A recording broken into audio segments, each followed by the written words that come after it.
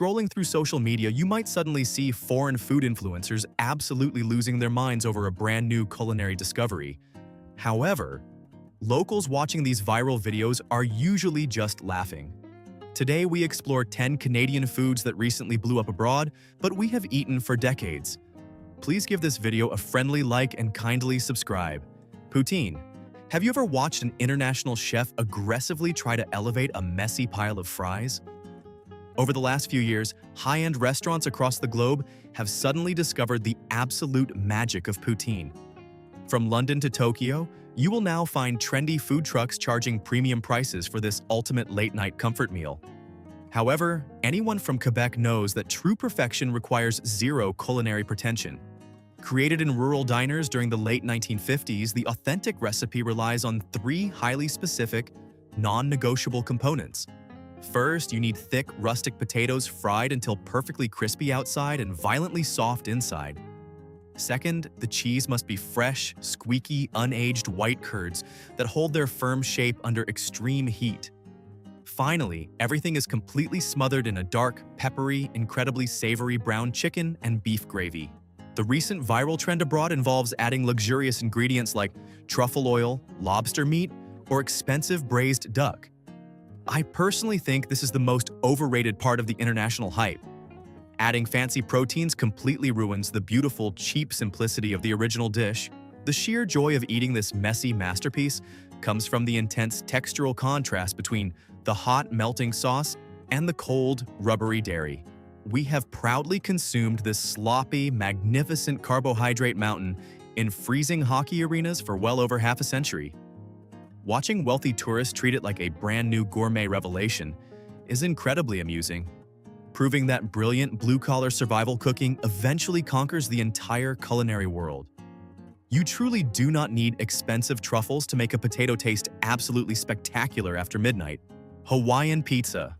No single fast food item has sparked more intense, furious global debate than throwing tropical fruit onto baked Italian dough. While international celebrities and viral internet personalities constantly argue about whether pineapple belongs on pizza, northern residents quietly know exactly where this controversial pie originated. It was not born on a sunny Polynesian island. Instead, a Greek immigrant named Sam Panopoulos invented this sweet and savory hybrid inside a small restaurant in Chatham, Ontario, way back in 1962. He simply opened a canned tin of yellow fruit out of pure boredom and tossed it directly alongside salty ham to see what would happen. The harsh, incredibly sweet acidity cut through the heavy, greasy mozzarella beautifully. Decades later, social media suddenly turned this humble, small-town creation into a massive, polarizing, viral sensation. I spent 3 hours researching this specific origin story, and what shocked me was discovering how fiercely local historians defend Sam's bizarre culinary experiment. While angry Italian purists scream about ruined traditions on camera, generations of children here grew up considering this bright, sweet combination an absolutely standard Friday night delivery option. It perfectly represents a distinct willingness to entirely ignore strict cooking rules and just prioritize fun flavors. The intense international outrage is truly hilarious to watch. We have proudly ordered these polarizing fruit-topped slices for decades without ever questioning their legitimacy. Whether you absolutely despise the sweet tang or firmly consider it a total masterpiece, its massive global dominance undeniably started inside a snowy, quiet provincial diner long before the internet even existed. Caesar cocktail. Drinking clam juice mixed with vodka sounds like a terrifying dare, yet it recently became a massive viral obsession for adventurous mixologists worldwide. The legendary Caesar cocktail looks remarkably similar to a standard American Bloody Mary, but the underlying flavor profile is entirely different. Invented by a bartender in Calgary during 1969, this highly complex, violently savory beverage was specifically designed to mimic the taste of spaghetti with clams. The crucial secret ingredient is a bottled mixture of tomato juice heavily blended with real clam broth.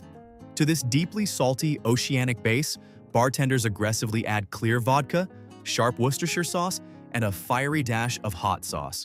The rim of the tall glass is always heavily coated in a thick, crunchy layer of celery salt. Finally, it gets garnished with a crisp stalk of celery and, quite often, an entire meal's worth of pickled beans, spicy pepperoni sticks, or even tiny hamburgers. When foreign influencers travel here and film themselves taking their very first sip, the initial shock on their faces is absolutely priceless.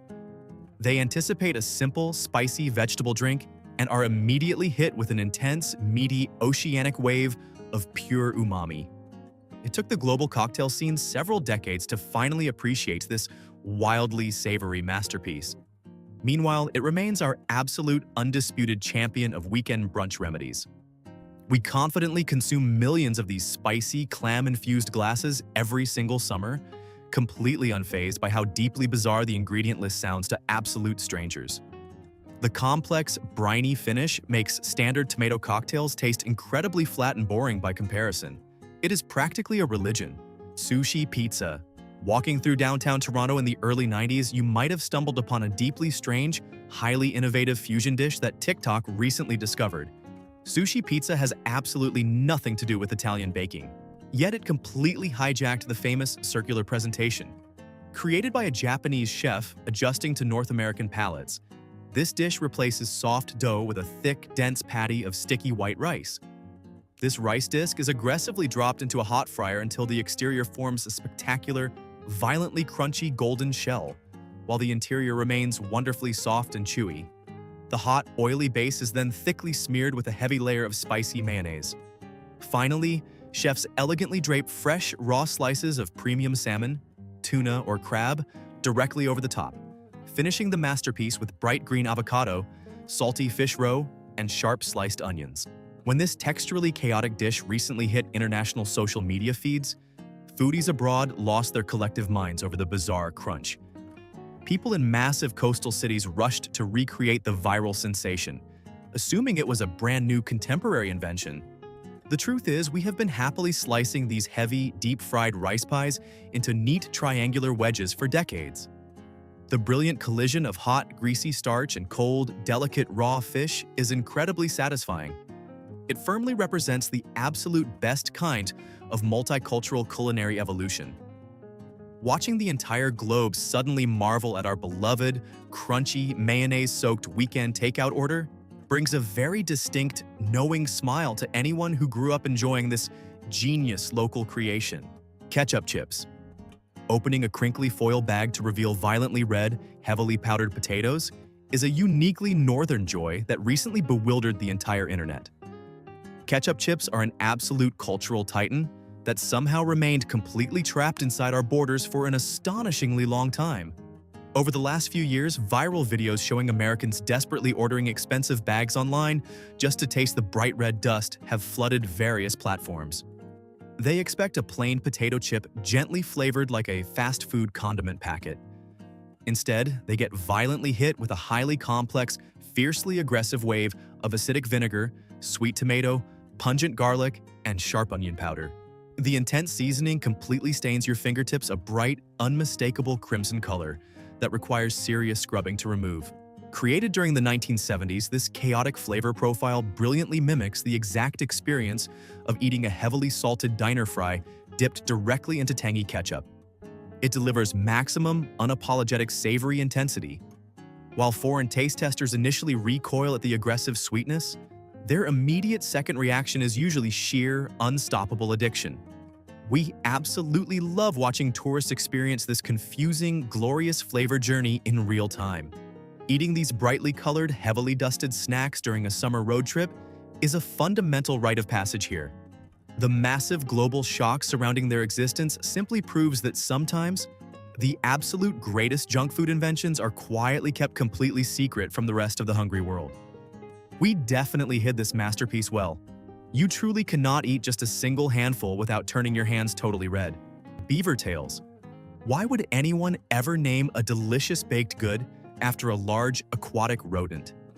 The legendary beavertail recently achieved massive international fame as tourists began posting endless photos of this massive, flat pastry against gorgeous snowy backdrops. Entirely unlike a traditional round, fluffy donut, this unique treat starts as a small ball of whole wheat yeast dough. It is aggressively stretched by hand into a long, wide, remarkably thin oval shape, that perfectly mimics the tail of our national animal. This flat dough is immediately plunged into smoking hot canola oil until it floats and develops a spectacular, slightly chewy, deeply golden brown crust. While still fiercely hot, it gets violently dredged in a heavy mixture of coarse sugar and dark cinnamon. The sheer size of the pastry means it easily covers your entire face while eating it. Recent viral trends have shown international food stalls covering them in wild, heavy toppings like crushed candies, thick chocolate hazelnut spread, or savory cheese. However, locals know that the traditional plain cinnamon sugar coating remains completely undefeated. It delivers an incredible, sustained rush of pure energy required to survive skating down a frozen, windy canal in February. We have happily devoured these massive, greasy, sugary ovals since 1978. Seeing the rest of the modern world finally understand the pure, unpretentious brilliance of eating flat, deep-fried dough outdoors in sub-zero temperatures is wonderfully validating. It is pure, rustic comfort food disguised as a highly photogenic, highly requested international tourist attraction. You really cannot replicate that exact chewy texture without stretching the dough incredibly thin before it hits the hot oil. Ginger beef. Wandering into a brightly lit restaurant in Calgary during the 1970s, you would have witnessed the exact birthplace of a deeply sticky, wildly crunchy phenomenon. Ginger beef is a completely Western Canadian invention that recently gained massive traction among global online cooking communities. For decades, traditional Asian chefs struggled to appeal to local prairie cattle ranchers, who stubbornly preferred heavy, deep-fried pub food over delicate, steamed dishes. In a stroke of pure, brilliant compromise, Chef George Wong took thin strips of tough, cheap beef and aggressively coated them in a heavy, starchy batter. He then threw the meat directly into a screaming hot wok until it became shatteringly crisp, resembling dark, jagged little rocks. The absolute genius, however, was the dark, boiling, fiercely sticky sauce poured over the top. It heavily featured dark soy sauce, sharp white vinegar, sweet sugar, fiery chili peppers, and a massive, unapologetic amount of fresh ginger root. The hot, syrupy glaze instantly fused to the crunchy batter, creating an incredibly intense, sweet, spicy, and fiercely chewy bite. When modern food bloggers recently uncovered this highly regional recipe, they immediately declared it the ultimate homemade takeout hack. Millions of instructional videos now circulate, praising the genius batter technique. Meanwhile, prairie residents have confidently ordered these dark, sticky, intensely flavorful beef strips every single Friday night for 50 years.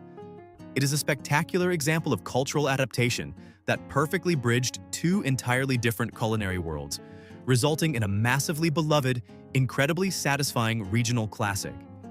It completely transforms a cheap cut of meat into an undeniably spectacular, highly addictive culinary masterpiece. Montreal bagels. The fierce, never-ending carbohydrate war between major North American cities recently erupted across global social media. Everyone knows about the massive, doughy, incredibly soft bagels found in New York delis. However, when international food critics began visiting Quebec, they filmed themselves taking a bite of a Montreal bagel and instantly changed their entire culinary worldview. This highly specific, deeply traditional baked ring operates under an entirely different set of rules. The dough contains absolutely no salt, relying instead on a heavy addition of egg and oil to create a remarkably dense, intensely chewy interior. Before baking, the rings are always aggressively boiled in water, heavily sweetened with raw honey. This crucial step gives the exterior a faint, distinct sweetness. Finally, they are violently rolled in sesame seeds and tossed on long wooden planks directly into a massive, roaring, wood-fired oven. The open flames unpredictably blister the crust, creating beautifully charred, incredibly crunchy, dark edges that a standard commercial gas oven simply cannot ever replicate. They are significantly smaller, much thinner, and vastly sweeter than their southern cousins. Viral reaction videos constantly show tourists completely bewildered by the intense, smoky crunch. We have lined up outside these legendary 24-hour bakeries since the 1920s to buy them piping hot by the dozen. They do not need to be heavily toasted or buried under thick cream cheese. Eating one warm, completely plain, straight out of a brown paper bag, is a fundamentally perfect historic experience that the entire internet is finally starting to respect. Montreal smoked meat. How exactly do you make a sandwich so incredibly rich that people willingly stand in the freezing rain just to buy one? Montreal smoked meat recently exploded onto the international scene, with prominent chefs attempting to replicate its intense, crumbling texture abroad. Often heavily compared to New York pastrami, this uniquely cured beef brisket is significantly darker, intensely fattier, and aggressively spiced. The historic preparation process demands extreme patience and physical labor. A whole beef brisket is heavily rubbed with a dry, intensely aromatic spice blend featuring cracked peppercorns, crushed coriander, strong garlic, and sharp mustard seeds. Crucially, it cures for over a week, absorbing the intense flavors deep into the muscle. Then it gets slowly, meticulously hot smoked over wood for hours before finally being aggressively steamed until the dense connective tissues completely dissolve. When a skilled carver rapidly slices the hot, trembling brisket by hand, the dark pink meat practically falls apart. Piled impossibly high between two thin slices of basic, pale rye bread and heavily slathered with sharp yellow mustard, it is a magnificent, dripping, intensely savory masterpiece. When viral videos showcase that thick, fatty, heavily spiced meat collapsing under its own weight, foreign audiences immediately start drooling. We have proudly considered this heavy, deeply historic deli classic an absolute national treasure for roughly a century. Watching global food tourists suddenly discover the overwhelming, unpretentious joy of eating a massive, greasy, mustard-soaked brisket sandwich proves that true, slow-cooked artisan craftsmanship will always eventually capture the entire world's attention. You absolutely must order it with a crisp pickle and a sugary cherry cola to complete the perfect meal. California roll. The absolute most famous, globally consumed sushi roll on the entire planet was not invented in Tokyo, nor was it created in Los Angeles. The legendary California roll was brilliantly engineered in Vancouver, British Columbia, during the early 1970s. Hidekazu Tojo, a highly innovative Japanese chef, noticed that his local Canadian customers were deeply intimidated by the texture of raw fish and the dark, slightly chewy exterior of traditional seaweed wrappers. To bridge this massive cultural gap, he masterminded a genius, completely radical culinary inversion. He entirely removed the raw fish, replacing it with sweet cooked crab meat, crisp cucumber, and rich, buttery avocado. Then, he flipped the entire structure completely inside out, hiding the dark seaweed entirely inside the roll while keeping the fluffy, white, sticky rice on the outside. This visually appealing, incredibly approachable inside-out roll was originally called the Tojo roll. Because it became massively popular with visiting tourists from down south, the name eventually shifted.